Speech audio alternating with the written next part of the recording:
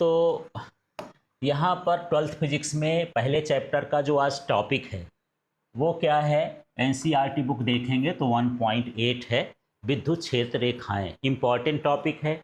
इस टॉपिक से एग्ज़ाम में 1 नंबर, 2 नंबर, 3 नंबर, 4 नंबर हर तरह के प्रश्न आते हैं, इसलिए बड़े ध्यान से देखना है। 20 से भी पूछ देता है ना, और पूरा भी पूछ देता है। तो सबसे पहले तो यही समझ लें कि विद्युत क्षेत्र रेखा होती क्या है।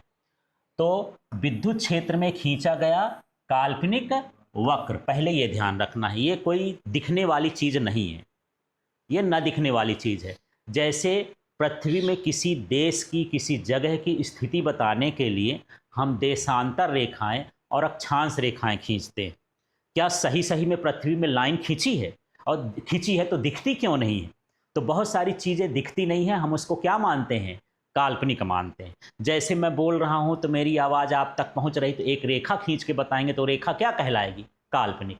तो ये काल्पनिक रेखा कहाँ खींचेंगे? पहले याद करो, कहाँ खींचना है? विद्युत क्षेत्र में।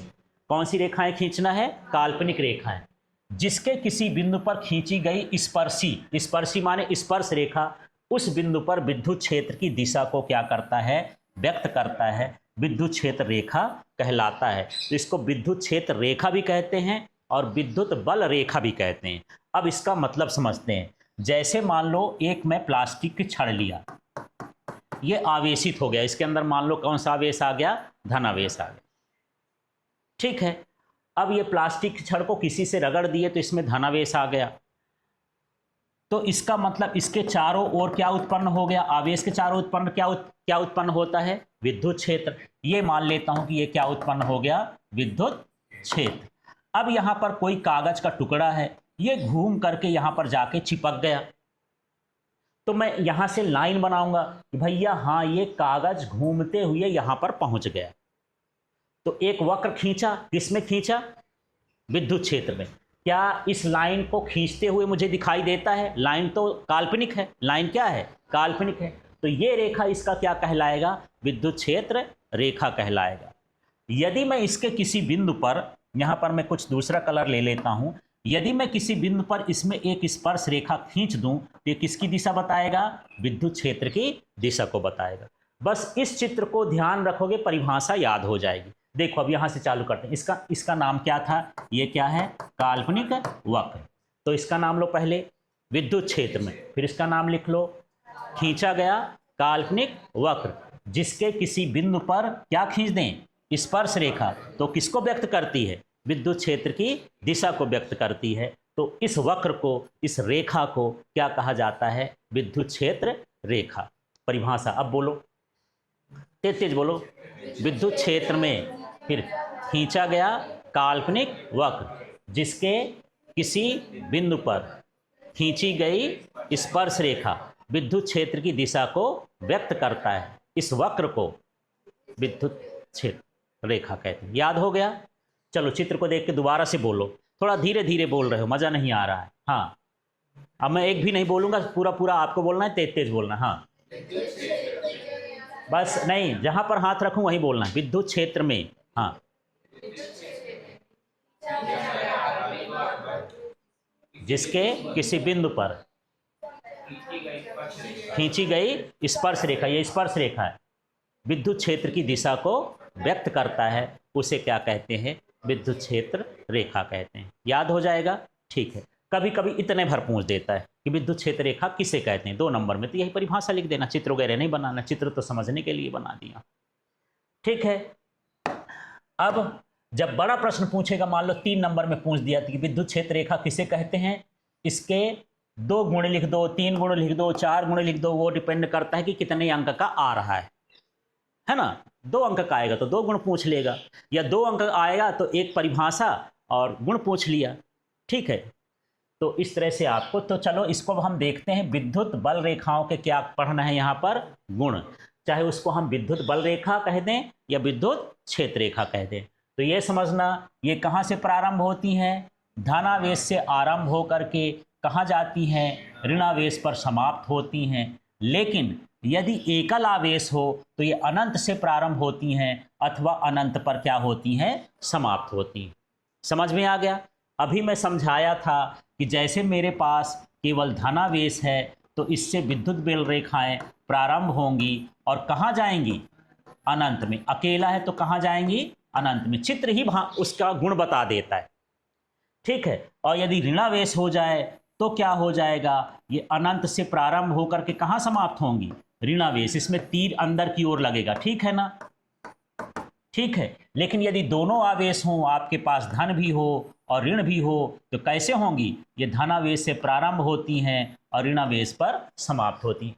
तीनों को मिलाकर के एक गुण बनाना है, समझ में आ गया। तो क्या बोलोगे, ये धनावेश से प्रारंभ होती हैं और ऋणावेश पर समाप्त होती हैं। लेकिन एकल धनावेश तो आप बड़ी कर सकते हो, मैं इसको छोटा कर दिया हूं, आप बड़ा भी बना सकते हो कि यदि अकेला धनावेश है, एकल शब्द न आए तो लिख देना अकेला धनावेश है, तो धनावेश से प्रारंभ होंगी, अनंत पर समाप्त होंगी। और यदि अकेला ऋणावेश है तो अनंत से आरंभ होंगी और ऋणावेश पर समाप्त होंगी। ठीक, पहला पॉइंट क्लियर हो गया। बोल के बताओ क्या आप बोलोगे, ये धनावेश से प्रारंभ होती है और धनावेश से प्रारंभ होती है, ऋणावेश पर समाप्त होती है। फिर उसके नीचे लिखना है, यदि एकल धनावेश हो तो धनावेश से प्रारंभ होंगी, अनंत तक जाएंगी। ऋणावेश हो तो अनंत से प्रारंभ होंगी, ऋणावेश पर क्या होंगी, समाप्त होंगी। अच्छा, इसका कोई क्रम नहीं है, जैसे अभी आगे आप बोल रहे थे, यदि इसको शुरू में बोल देते तो इसको बाद में बोल देना, कोई दिक्कत नहीं है। जैसे इसको पहले बोल दो कि अकेला धनावेश होने पर ये धनावेश से प्रारंभ होती हैं, अनंत तक जाती हैं, ये अनंत से प्रारंभ होकर के ऋणावेश पर आती हैं। और यदि धनावेश ऋणावेश दोनों हो तो ये धनावेश से प्रारंभ होती हैं और ऋणावेश पर समाप्त होती हैं। 3 पॉइंट लिखना है, आगे पीछे किसी को लिख देना, ठीक है। पहला गुण समझ में आ गया। चलिए अब हम इसके दूसरे गुण की बात करते हैं। ये आवेश मुक्त क्षेत्र में कैसी होती हैं, संतत वक्र होती हैं। संतत माने सतत, कॉन्टिन्यूअस, बिना रुके चलती रहती है ना। अब मैं कई बार बता चुका हूं, यदि मैं इस पेन को यहां से फेंक दूंगा, बीच में नहीं लटक जाएगी, लगातार चलती रहेगी जब तक कि नीचे न गिर जाए। इसका मार्ग कैसा है, सतत है। मेरी आवाज आप तक पहुंच रही है, बीच में रुक के नहीं जा रही, ये भी क्या है, सतत है। इस पंखे से हवा आ रही है आपको, ये भी लगातार बीच में नहीं रुक रही है, ये भी क्या है, सतत है, ठीक है। हवा कभी नहीं रुकती है, लगातार चलती रहती है, जिस दिन रुक जाएगी सांसें बंद हो जाएंगी। ये भी कैसा, इसकी चाल कैसी है, सतत है, ठीक है। तो ये भी वक्र कैसे होते हैं, सतत होते हैं। जब तक जी रहेगा चलते रहेंगे, जहां से जी खत्म मान लो अनंत चालू हो गया है। समझ में आ गया। तो कैसा वक्र बनाती हैं ये, संतत या सतत भी लिख सकते हो, संतत वक्र भी लिख सकते हो या सतत वक्र बनाती हैं। तो खाली स्थान में आ जाएगा, आवेश मुक्त क्षेत्र में विद्युत क्षेत्र रेखाएं खाली स्थान वक्र बनाती हैं, तो क्या भरोगे, संतत वक्र। खाली स्थान में भी पूछ देता है, ठीक है।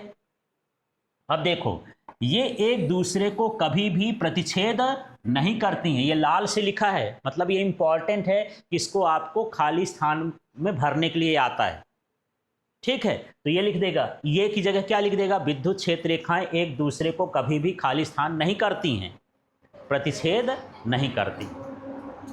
समझ में आ गया, इस तरह से आ जाएगा। फिर ये देखो, ये बंद लूप नहीं बनाती हैं, या कह सकते हो कि खुला वक्र बनाती हैं। इसको 2 तरह से लिख सकते हो, है ना। कोई चीज 2 तरह से बोली जा सकती है, नजरिया डिपेंड करता है। मैं बोर्ड के कहाँ हूं, मैं बोर्ड के कहाँ हूं, सामने हूं।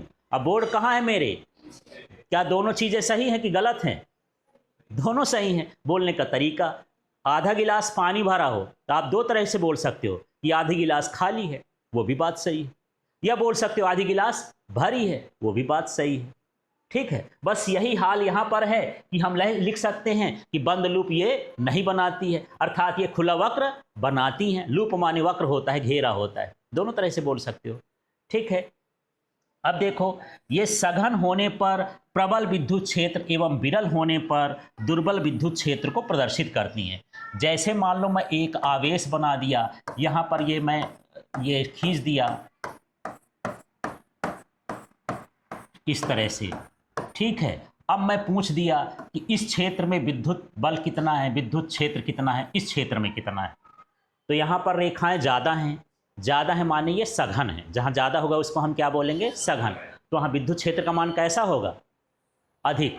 विद्युत क्षेत्र का मान कैसा होगा, अधिक, ठीक है, माने प्रबल विद्युत क्षेत्र, उसको क्या बोलते हैं, प्रबल। और दूर देखो, इसमें विद्युत क्षेत्र रेखा कम फंसी है, माने ये क्या है, विरल है, और विरल है तो ये क्या कहलाएगा, विद्युत क्षेत्र का मान कम हो जाएगा। ठीक, ये वही है कि जब आप पंखे के पास जाते हो, बिल्कुल पास, तो हवा तेज लगती है ना, क्योंकि वहाँ हवा से निकलने वाली रेखाओं का मान क्या है, अधिक। अब मैं दूर आ गया, फैल गई, कुछ उधर जा रही, कुछ ही मेरे को मिल रही है, माने यहाँ उसका मान क्या है, विरल है, तो उसका मान भी क्या हो जाएगा, कम हो जाएगा। ठीक है, तो यही है, यदि विद्युत क्षेत्र रेखाएं सघन होती हैं, माने पास पास होती हैं, मतलब विद्युत क्षेत्र का मान कैसा होता है, अधिक होता है, और यदि दूर दूर होती हैं, विरल होती हैं, तो विद्युत क्षेत्र का मान कैसा होता है, कम होता है। ठीक है, अब यहीं पर मैं पंखे के लिए बना दूं, यदि कि पंखे की हवा बनाना है, मान लो ये पंखा चल रहा है, ठीक है, ये ब्लेड लगी है, ये पंखा चल रहा है, ठीक है, और इससे मुझे बताना है कि हवा कैसे आती है। घर में बताना है, मम्मी पंखा चल रहा था, हवा आ रहा था, बेटा मेरे समझ में नहीं आ रहा कैसे चल रहा है, तो चित्र बनाओगे, हाँ ऐसा ऐसा हवा फेंक रहा था, वो ऐसा ऐसा यहाँ फेंक रहा था, यहाँ पास। ठीक है, तो मेरी दोस्त जो है यहाँ बैठी थी, तो उसको ज़्यादा लग रहा था और मेरे को कम लग रहा था, क्योंकि यहाँ पर ये इनका मान कैसा है, अधिक है, सघन है। ठीक है, ऐसा कहला गया। क्लियर हो गया, तो उसको लाइनें से न दर्शाओगे, चित्र में बताना है तो। ठीक है, चलिए, तो ये चीज समझ में हो गया, आ गया। अब देख लेते हैं, यहां पर अगला बिंदु है कि ये चालक के पृष्ठ के कैसी होती हैं, अभिलंबवत होती हैं, माने हमेशा 90 का कोण बनाती हैं। इसका प्रश्न भी आता है, खाली स्थान में आता है, विकल्प में भी आता है। खाली स्थान में आएगा तो सीधे विद्युत क्षेत्र रेखाएं चालक के साथ 90 अंश का कोण बनाती है। यदि कोण पूछेगा तो 90 अंश लिखेंगे, और ऐसा सेंटेंस पूछेगा कि पृष्ठ के खाली स्थान होती हैं, तो क्या होती हैं, लंबवत। अभी लंबवत शब्द याद नहीं आए तो सीधे क्या लिख सकते हो, लंबवत, दोनों चीज समझ। ठीक है, इसके बाद देख लेते हैं, ये किसी चालक के अंदर से होकर के नहीं गुजरती। ये चालक के कहाँ से जाएंगी, सतह से, बाहर बाहर जाती हैं, अंदर नहीं जाती।